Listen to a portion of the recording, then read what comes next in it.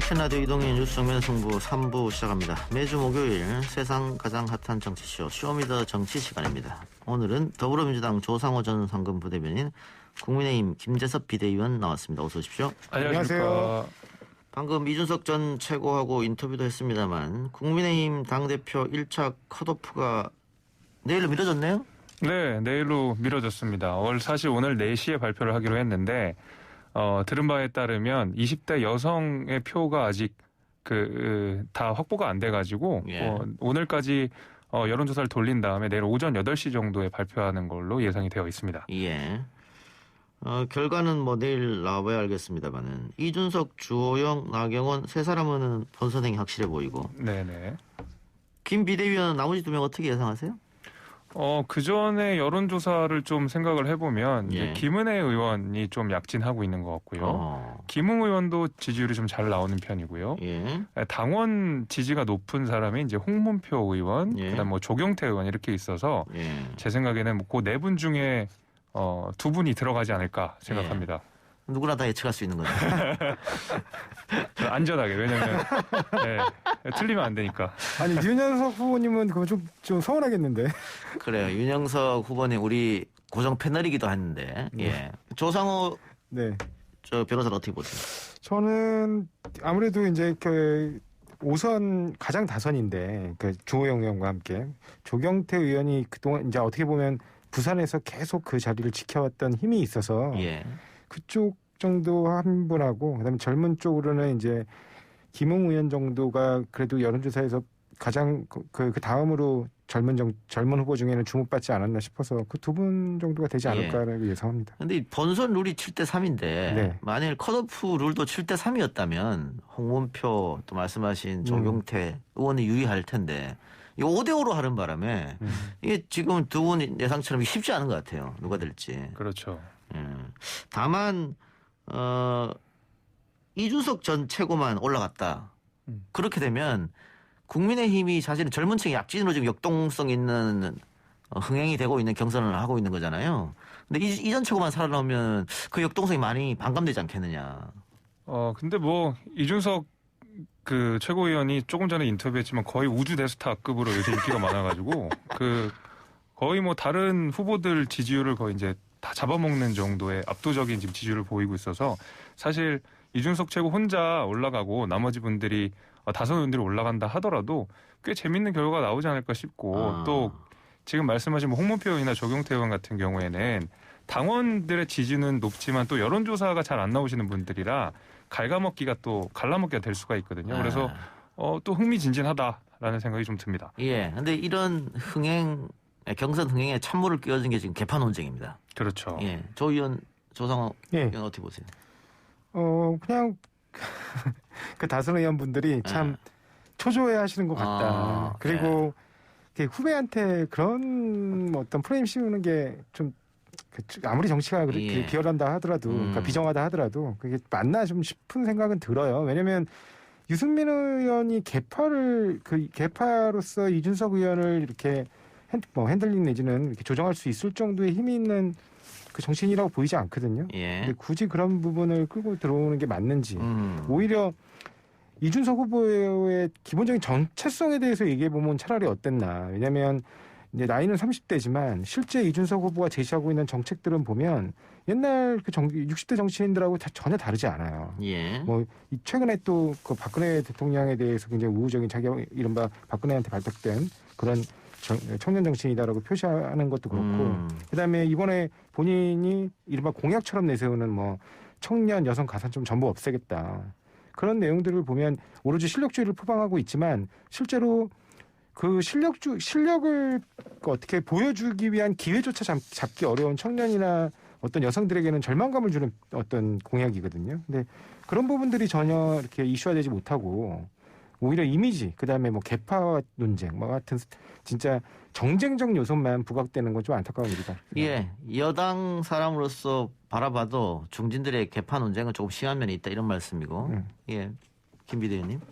제가 봐도 그건 좀 그랬어요. 뭐냐면 이게 누가 봐도 다 유승민 전 대표를 이야기하는 것 같은데 마치 뭐 어떤 계파가 뭐 무슨 볼드모트도 아니고 그 얘기를 꺼내지도 못하고 마치 어떤 이준석 최고의 비전이나 이런 데에서 정책이나 이런 걸 비판하지 않고 그냥 계파 논쟁으로서 이 사람을 그러니까 이준석이라는 사람을 그쪽으로 매도를 시켜버리려고 하는 모습이 저는 이제 후배 정치인으로서 젊은 정치인으로서 대단히 좀 나쁘끄러웠다라는 정도로 별로라고 생각합니다.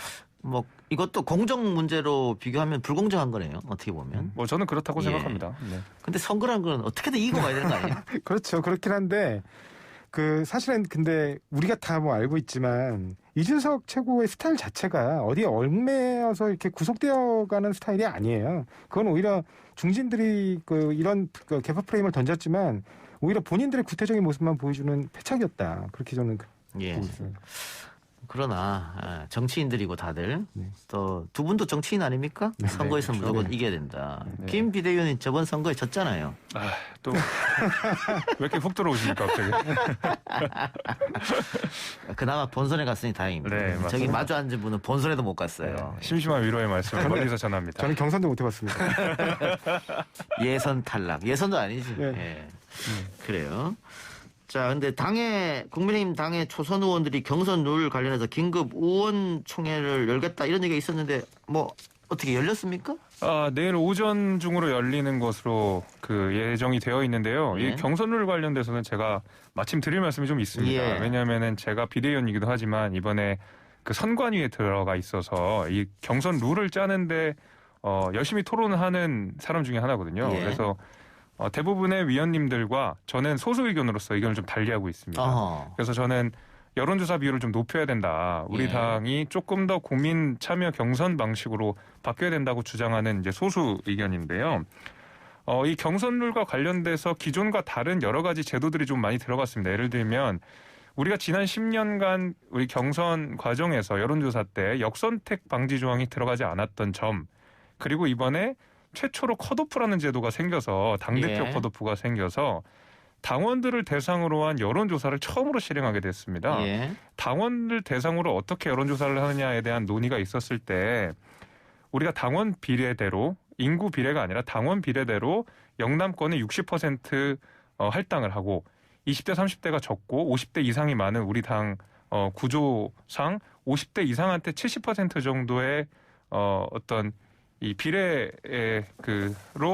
인구를 할당하는, 그러니까 당원을 할당해서 여론조사를 하는 방식 때문에 이런 거 좀 너무 우리가 호남 동행이건 뭐 청년을 위한 정당이건 이렇게 아주 공공연하게 이야기를 했는데 호남 비율도 너무 적고 20대 30대 표도 너무 적다 그러면 이게 어떻게 우리가 호남 동행 위원회를 가진 정당이고 청년 정당이를 표방할 수 있느냐라는 데에서 이 부분에 문제 제기를 해가지고 의원총회에서 긴급하게 이 의원총회를 이제 소집을 하게 된 뭐 그런 상황이거든요. 그래서 내일 오전 중으로 열리는 것만 알고 있고 시간 아직 정해진 건 아니라고 알고 있습니다. 그런데 그런 의견들을 과연 의원총회에서 받아들여질지 어떻게 예상하십니까? 뭐 쉽지는 않다고 생각이 됩니다. 왜냐하면 예비 경선에서 호남 청년 할당 비례 이게 예비 경선 과정에서 나온 거기 때문에 예비 경선은 오늘 끝났잖아요. 지금 여론조사가 다 돌아갔기 때문에 내일은 이제 문제 제기를 하는 정도이고 다만 본 경선에서 있을 여론조사에 대해서 역선택 방지 조항을 넣지 말자라는 정도의 의견 개진을 할 것으로 예상이 됩니다. 알겠습니다. 자, 조상호 전 민주당 상근 부대변인은 국민의힘 전대에서 불고 있는 젊은 층의 바람, 또 이준석 현상 어떻게 보고 있어요? 또 근데 그렇게 대단한 줄 알았더니 또 20대 여성하고 호남 비율을 채우지 못해가지고 지금 연기한다는 거 보니까 언론만 시끄러운가 봐요. 국민 여러분들이 정말 그런 정도의 관심을 보여주고 있는지 좀 의문이고요. 일단은 이준석 현상에 대해서 저는 굉장히 긍정적이라고 봅니다. 그리고 이런 젊은 정치인 특히 지금 막 이제 김재섭 위원도 계신데 이렇게 젊은 정치인들이 적극적으로 당 지도부에 등장하기 위해서 나서주고 손들어주는 이런 모습들은 정말 바람직하다고 생각을 합니다. 다만 이제 이준석 현상에서 과연 이준석 위원이 얘기하고 있는 것이 그 사람이 표방하고 있는 20, 30대를 과연 대표할 수 있는 정책이고 대표할 수 있는 방향인가, 그리고 바람직한 방향인가. 아까 제가 말씀드렸듯이 청년 여성 가산점을 없애게 되면 결국에는 기회 자체를 못 잡게 되거든요. 예. 지금 본인은 기회를 잡고 이미 그 기회를 발판으로 본인의 실력을 보여줬죠. 그러니까 이제 이 자리까지 오게 됐는데 애초부터 기회를 잡지 못하는 사람들이 있습니다. 뭐 지금 중진이라고 얘기하고 있는 나경원 전 의원 같은 경우도 과거에 그냥 여성 비례의 어떤 배려 몫으로 비례대표부터 국회의원 시작하신 분이에요. 예. 그래서 지금 그 중진의 자리까지 올라간 거잖아요. 그러니까 그런 부분들을 아울러 좀 고려를 해야 되지 않나 생각을 합니다. 알겠습니다. 그런데 뭐 이준석 전 최고나 또 어젠가요? 그저께인가 우리 방송에 출연했던 천하람 변호사나 또 지금 옆에 계신 김재섭 비대위원이나 국민의힘 대표로 해서 방송에 자주 나오시는 젊은 정치인들 80년대 중후반 태생이죠 다들. 네 맞습니다. 근데 민주당은 지금 조상호 의원이나 네. 김한규 변호사나 네. 다 70년대 후반 사람들이에요. 네. 이 젊다고 나왔는데 곧 있으면 50인 사람들이에요. 네? 원래 민주당은 젊은 정치인이 많았고 국민의힘은 노세한 이미지가 있었는데 네. 지금 이게 바뀌었다. 이거 민주당도 고민해야 할 부분 아닙니까? 맞습니다. 하여튼 뭐 아직 이제 50대를 바라보는 이제 40대로서 아직 정치 시작도 못 해본 사람이 있는 반면에 저쪽은 참 부럽네요. 30대가 당대표 후보로도 나오고. 저희도 근데 평균 때리면 비슷하지 않을까요? 아니 이거 민주당에 제가 왜 이런 말씀 드리냐면 네. 지금 4선, 5선 하고 당대표 하고 계신 분 포함해서 네. 뭐 서울시장 후보로 나오신 분 포함해서 2000년 총선에 다들 들어오신 분이거든요. 다 30대에 시작하신 분들. 386, 30대에 시작했잖아요. 네. 20대 후반에 들어오신 분도 계세요. 네. 그게 당시 김대중 전 대통령이 네. 획기적으로 젊은 인사를 한꺼번에 수혈해서 그것도 당선될 만한 좋은 지역구에 다 줬지 않습니까? 네, 그렇습니다. 근데 지금 그 사람들이 지금 다들 중진이 돼가지고 네. 자리 안 비켜주고 있으면 네, 그 당선될 어떻게 만한 좋은 자리에서 안 비켜주시더라고요. 그렇죠. 어떻게 그럼 젊은 친구들이 정치인을 할 수 있겠느냐. 네. 어? 이번에 송영길 당대표가 그래서 뭐 이제 이동학 이제 최고위원을 청년 최고위원으로 임명을 했는데요. 이동학 최고도 곧 있으면 40이에요. 거기도. 이동학 최고가 그 전에 이제 더 이제 어렸을 때 이미 386, 그러니까 이른바 86세대에 대한 청산을 주장한 적이 있었습니다. 예. 그래서 그런 부분들을 좀 높이 사서 아무래도 이제 그 청년 정치인들이 좀 더 목소리를 낼 수 있도록 그 기회를 열어준다는 차원에서 이번에 그 최고위원으로 임명한 것으로 알고 있고요. 그 이후에도 이제 그 이동학뿐만 아니라 이제 그보다 어린 세대들, 그 어린 세대들이 적극적으로 이제 그 민주당에서 그 발언권을 높여갈 수 있도록 내부적인 제도 정비는 좀 있어야 된다고 봅니다. 예, 알겠습니다. 자, 김모수 검찰총장 후보자 청문회 어젯밤 자정 넘길 때까지 여야가 실랑이를 하다가 결국은 파행됐습니다. 오늘 대통령이 재송부 요청을 했고 30일이 시한인데 뭐 이렇게 되면 어떻게 여당 단독으로 가는 겁니까? 아, 네. 저는 좀 안타까운 게 안 그래도 저희도 하도 궁금해가지고 과거 정부 때, 그러니까 이제 박근혜 정부하고 이명박 정부 때 이럴 때 과연 그러면 보고서 채택률이 어느 정도 됐나 봤더니 대부분 해줘요. 예. 대부분 해주고 아주 정말 이제 도저히 안 되는 사람들, 결국 낙마에 이르는 사람들, 그런 사람들 외에는 대부분 굉장히 이제 청문회 과정에서는 우리도 과거에 막 많이 비판했습니다. 뭐 도덕성 문제를 가지고. 그렇지만 결국에는 최종적으로는 부적격 의견이라도 달아서 동의를 해주거든요. 예. 근데 지금 이번 국민의힘은 이번 정부 들어와가지고 본인들이 만약에 논란의 소재를 삼은 후보가 있으면 그 후보에 대해서 거의 동의를 해주는 걸 본 적이 없는 것 같아요. 예. 이런 어떤 정치 문화도 좀 바꿔야 되잖아요. 왜냐하면은 지금 인사청문회법에 따르면 보고서는 무조건 채택하게 되어 있습니다. 예. 단지 그 채택할 때 적격 부적격 의견을 각자 달면 되는 거고요. 그다음에 최종적으로 대통령이 인사권으로 그 인사를 임명했을 때 그 이후에 만약에 그 야당에서 문제를 삼았던 그 의혹들에 대해서 구체적으로 뭔가 밝혀져가지고 최종적으로 뭔가 문제가 된다면 그때 그 자신들이 부적격 의견을 달아서 그 보고서를 채택했던 걸 근거로 해서 충분히 정치적으로 비판할 수 있거든요. 근데 애초에 보고서 채택 자체를 거부하는 건 좀 국회의원으로서 법을 위반하는 그 직무유기 아니냐 이렇게 비판하고 싶습니다. 그러니까 김호수 후보자가 뭐 결정적으로 뭐 도덕성이나 뭐 자질에 문제가 있다면은 뭐 이해합니다만은 지금 조상호 부대님의 말처럼 그런 게 없는데 이게 결국은 뭐 부적격으로도 사인해주지 않는다고 하는 것은 반대를 위한 반대가 아니냐 이런 비판도 받을 수 있을 것 같아요. 어떻게 보세요? 아니 근데 저는 되려 묻고 싶은 게 결정적 한 방 있으면 받아주실 건지 저희의 어떤 부적격 판정을 그건 아니라고 생각하거든요. 왜냐하면 우리가 불과 한 달 전에 박준영 후보자랑 그 임혜숙 후보자랑 노영욱 후보자 가운데서 사실 낙마하신 박준영 후보자의 개인 비호역이 사실 가장 적었어요. 오히려 결정적 한 방이 있었던 건 임혜숙 노영욱 후보자였는데 다 장관 되셨잖아요. 예. 그러니까 저희가 뭐 결정적 한 방이 있다 하더라도 과연 받아줄 것인지, 그리고 이제 민주당 입장에서 결정적 한 방이 있어야 낙마시킬 수 있다라고 하면 애초에 그 정도 있는 사람은 후보를 올리면 안 되죠. 그리고 지금 보면은 김호수 후보자 같은 경우에도 저는 뭐 결정적 한 방이 없다고 생각하지도 않는 것이 뭐냐면, 사실 김호수 후보자한테서 제일 문제가 되는 게 결국 이제 라임 옵티머스 관련된 이슈잖아요. 예.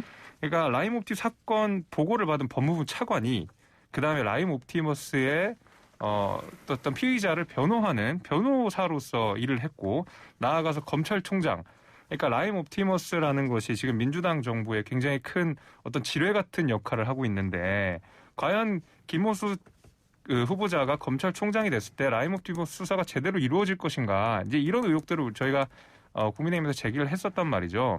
그럼에도 불구하고 지금 뭐 민주당에서는 강행을 하겠다고 하는 입장이니까 우리는 좀 너무한 거 아니냐, 이제 이런 입장이고, 이번에 야당 동의 없이 이제 33번째 가는 건데, 아까 말씀하신 대로 좀 한두 명 정도 좀 국민의힘의 입장을 좀 잘 받아줬으면 저희가 이렇게까지는 안 하지 않았을까라고 생각도 들어요. 그래가지고 너무 저희 나무라지 마시라, 뭐 이런 말씀을 드립니다. 자, 그럼 조상호 변호사 반론하기 전에 네. 일단 라임 옵티머스 관련해서 피의자를 변호하는 변호인 아니었나라고 하는 김 비대위원 주장. 일단 김호수 후보자는 피의자를 변호한 적이 없다라고 밝혔다는 거 먼저 청문회장에서 밝혔다고 네. 말씀드리고, 자, 반론하세요. 예. 지금 아까 말씀하신 것 중에 뭐 임혜숙 노영욱 후보자가 더 컸다고 하는데, 이분들 전부 다 이른바 7대 기준에 해당하지 않는 분들이에요. 뭐 임혜숙 후보자 위장전입 말씀하시는데, 위장전입은 이미 기준을 정한 바 있어요. 임사청문회 제도 도입 전에 벌어진 일은 과거의 관행으로 보고 이제 용인해 주기로 한 거거든요. 근데 그거 다 인사청문회 도입 전에 있었던 일이고요. 노영욱 후보자 같은 경우에 뭐 자꾸 갭 투자 말씀하시는데, 그때 미분양이었습니다. 그래서 동료 차원에서 각 부처별로 할당을 내려가지고 공무원들 무조건 분양 받으라고 했던 상황이었어요. 그때 분양받았던 거고, 그거 어떡합니까 그러면. 그리고 지금 라임 수사 말씀하시지만, 결국에 라임 수사로 지금 드러난 게 뭐가 있나요? 결국에는 그쪽 당의 충북 도당위원장이셨죠. 그분 연루된 거 왜 뭐가 밝혀졌나요? 그리고 라임 사건에서 정부 여당 인사를 갖다가 조직적으로 엮어내기 위해서 검찰에서 공작했다는 그냥 증언들만 나온 거잖아요. 결국에는. 그러니까 그런 걸 가지고 지금 말씀하시는 분은 좀 안 맞다고 생각을 합니다. 자, 다시. 네, 라임 옵티머스 사건 같은 경우에는 지금 결국에 이제 말씀하신 다 수사 과정이잖아요. 그 수사 과정을 책임지는 핵심 수장이 검찰총장이고, 아까 전에 뭐 변호 안 맡았다고 하지만 뭐 핵심 인물에 대한 변호를 안 맡았다는 거지, 실제로 옵티머스 판매사 대표 판매사의 대표 변호를 맡고 사실상 굉장히 연계관계가 높은 상황입니다. 그래서 결국에는 이 드러난 의혹들을 추가적으로 검증하고 밝혀내고 처벌할 사람 처벌하고, 특히 정권의 핵심인 지금 김부겸 총리 역시도 라임펀드 특혜 의혹이 있는 상황이기 때문에 여기에서 철저하게 수사하지 않으면, 왜냐하면 우리 국민들이 굉장히 많은 피해를 봤던 아주 금액이 큰 사건이기 때문에 여기 대해서 철저하게 수사를 하라는 국민적 명령들이 있고 이런 여론들이 있어요. 사실 이제 그런 거에 대해서 어떤 이 수사의 책임자인 검찰총장이 그 당사자라는 것 자체가 이제 문제가 된다는 이야기를 드리는 거죠. 제가 아까 말씀드렸듯이 라임 사건에서 밝혀진 거는요, 지금 야당 인사 그러니까 추가적으로 계속 밝혀야 되는 거잖아요. 그러면 여당 인사와 관련해서는 오히려 이 정부의 검찰이 이 정부 여당 인사들을 어떻게 하면 그 위증으로 엮어내기 위해서 사건을 조작하려 했다는 의혹만 지금 제기된 상황입니다. 그거 역시도 의혹이기 때문에, 그러니까 밝혀내야 되잖아요. 근데 이게 이해관계 당사자가 과연 라임이랑 옵티머스 사건이 있었을 때도 그 보고받은 사람이 김호수 차관이었잖아요, 당시에. 근데 거기에 대해서 어떻게 조치하셨습니까? 사실 뭐 방관하고 뭐 이렇게 좀 묻고 넘어가는 방식으로 많이 갔었잖아요. 근데 그 부분이 다시 검찰총장으로서 임명이 된다 그러면 당연히 문제 제기해야죠, 이거는. 예. 이 부분에 대해서 이 정도까지 하고요. 어쨌든 아직 국회에서 할 일이 남아 있는 상태고, 또 대통령이 어떤 결정할지 봐야 되니까 좀 지켜보기로 하고요. 민주당 오늘 우총에서 경론이 벌어졌다고 하는데, 재산세는 현행 6억에서 9억 원 이하로 확대하고, 주택담보대출 비율인 LTV는 70%까지 완화하기로 했습니다. 종부세는 결론은 안 됐고요. 이거 민주당 지지층들은 반발을 할 수 있을 것 같은데요? 예, 제가 좀 우려되고 걱정되는 부분은 이 LTV 완화 부분에서 지금 현재 실제로 그러니까 이사 대책이죠. 이사 주택 공급 대책에서 실제로 공급이 이루어진 게 아닙니다. 그냥 공급 계획만 발표됐고, 그 중에서도 3기 신도시는 지정이 됐지만 그 외에 주택 공급에 관한 계획은 구체적인 계획도 아직 상당 부분 나온 게 없어요. 예. 근데 이런 시점에 LTV 완화 같은 어떻게 보면 수요를 자극할 수 있는 정책을 내버리게 되면 오히려 지금 간신히 어떻게 보면 집값을 보합세로 잡아놨는데 이게 다시 들썩이지 않을까. 그게 일단 우려되고 그다음에 이 LTV 완화가 이제 뭐 생애 최초 주택구 있잖아요. 청년 신혼부부 여기에 초점을 맞췄다고 하는데 이분들의 오히려 그 주택을 갖다가 이제 매집에 나서면서 그 오히려 저기 집을 뭐 은행에게 뺏긴다 그러잖아요. 약탈적 대출이 일어나면서 그런 것들 때문에 이분들에게 오히려 절망감을 안겨줄 수 있는 대책일 수도 있다. 그런 부분에 좀 신중해야 되지 않았나 하는 좀 아쉬움이 있습니다. 예. 게다가 지금 가계부채가 너무 급등하고 있는데 네. 뭐 오늘 뭐 금리가 동결됐다고 합니다만 시중금리는 벌써 올랐거든요. 네네. 만약 미국에서 금리를 올렸을 때는 우리가 따라 안 올릴 수 없는데 안 올릴 수 없습니다. 네. 그렇게 되면 가계부채가 천정부지로 솟을 테고 네. 좀 걱정이에요. 그래서 네, 그렇습니다. 자 이렇게 지금 가계부채 걱정을 하고 있는데 국민의힘에서는 대출 완화, 세제 완화, 규제 완화 지금 계속해서 이 완화 정책만 지금 내고 있단 말이죠. 이거 혹시 부작용 없을까요? 저는 근데 이 국민의힘은 두고 이게 생각을 해보시면 기존부터 꾸준하게 일관된 목소리를 내왔었습니다. 예. 뭐 말씀하신 대로 뭐 종부세라든지 여러 가지 대출 완화라든지 하는 그다음에 공급을 늘리자는 일관된 메시지를 사실 내와서 그리고 오세훈 시장 역시도 재건축 재개발 규제 풀겠다라고 공약을 하셨잖아요. 그러니까 예. 저희는 메시지가 일관된데 되려 민주당 같은 경우 우리 조장호 대변인 말씀하신 대로 민주당 내 메시지가 엇갈리고 있어요. 특히 이제 여당 정책을 집행해야 되는 여당이 그리고 청와대가 일관된 기조를 보여주지 않고 계속 엇갈린 시그널들을 주게 되면 오히려 여기서 혼란을 일으키는 것이지 오히려 국민의힘은 사실 계속 꾸준하게 한 번도 달라지지 않게 메시지를 냈었거든요. 예. 저희한테 좀 책임을 무시긴 좀 억울한 면이 있고요. 오히려 차라리 조성호 대변인 말씀하신 대로 좀 계속 일관되게 했으면 시장에서도 약간 판단을 했을 것 같은데 예. 뭐 이걸 뭐 좀 묶어두자 아니면 좀 풀어보자 이렇게 했을 것 같은데 저부터도 헷갈려요. 어떻게 예. 하겠다는 건지. 뭐 오늘 보니까 LTV 늘리겠다는 얘기도 하고 뭐 여러 가지 또 경론이 벌어졌다고 하고 하니까 이게 어떻게 되는 일들이야 이제 막 국민들 입장에서는 애가 타는 거죠. 그러니까 만일 민주당에서 오늘 낸 안이 아직 뭐 확정은 안 됐습니다만 네. 확정됐다고 가정하고 9월 달에 대선 경선에서 승리한 후보가 그 정책 아니다. 다른 길로 가자. 하고 하면 또 바꿉니까? 지금 그 부분에 대해서 신중하게 논의하고 있고요. 일단은 양도세, 종부세 부분도 일단 6월 달로 미루기로 했거든요. 그러니까 아직 이게 쉽게 결론 날 문제는 아니라고 봅니다. 예, 알았습니다. 그러니까 결론을 안 내는 동안 시장은 혼란스럽다. 네, 예. 그 말씀을 드립니다.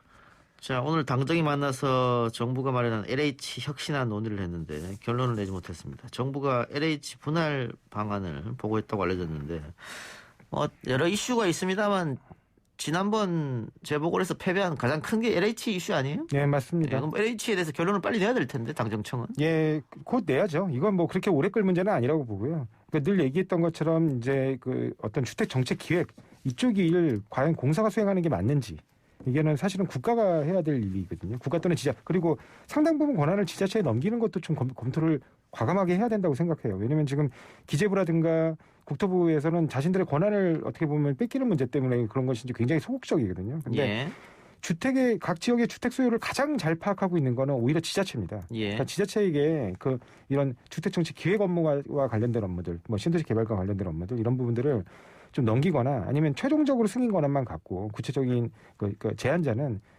지자체로 이렇게 확실하게 힘을 실어주는 게 맞는 방향이 아닌가 그렇게 생각을 합니다. 이재명 지사가 주장하던 이야기 아닙니까? 이재명 지사가 그렇게 주장하셨나요?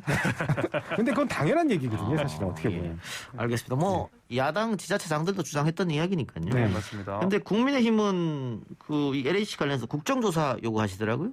국정조사 이게 워낙 또 이 보궐선거 이슈에서 제일 중요했던 이슈여가지고 그러니까 국회 차원에서도 좀 이 적극적으로 이걸 다뤄봐야 된다고 생각을 하는 것 같은데 막상 또 이걸 까보려고 하니까 너무 덩어리가 큰다는 느낌도 좀 있는 것 같아요. 보니까 그래서 국정조사로서 조금 더 철저하게 다뤄가지고 근본적으로 좀 바꿔보자라는 의견들이 있는 것 같은데 차후적으로 어떻게 진행하시려고 하는 건지 제가 잘 모르겠어요, 사실. 워낙 이 덩어리가 매스가 커가지고. 이거는 차라리 제가 볼 때는요. 검찰 수사하고 감사원의 감사로 맡겨놔야 되는 겁니다. 이게 국정조사 한다고 이게 제대로 이루어지겠습니까? 그 감사와 수사의 결과를 놓고 그걸 가지고 이제 또 더 제대로 파봐야 되느냐 아니냐를 국정조사를 할 수는 있는데 지금 단계에서 국정조사를 해서 과연 새로운 진실을 밝혀낼 수 있는 역량이 있느냐 그게 좀 의심스럽습니다. 저도 사실 그 부분에 좀 동의합니다. 예, 알겠습니다. 왜냐하면 뭐 지금 국정조사로 가게 되면 이 수사권이 없잖아요, 국정조사가. 그렇죠. 그러다 보니까는 진실을 파악하는 한계가 있고 그렇게 되면 정쟁으로 흐를 수 있으니까 아마 두 분이 염려한 것 같습니다. 예, 오늘 두 말씀 여기까지 듣죠. 지금까지 김재섭 국민의힘 비대위원, 조상호 민주당 전 상근 부대변인이었습니다. 고맙습니다. 감사합니다.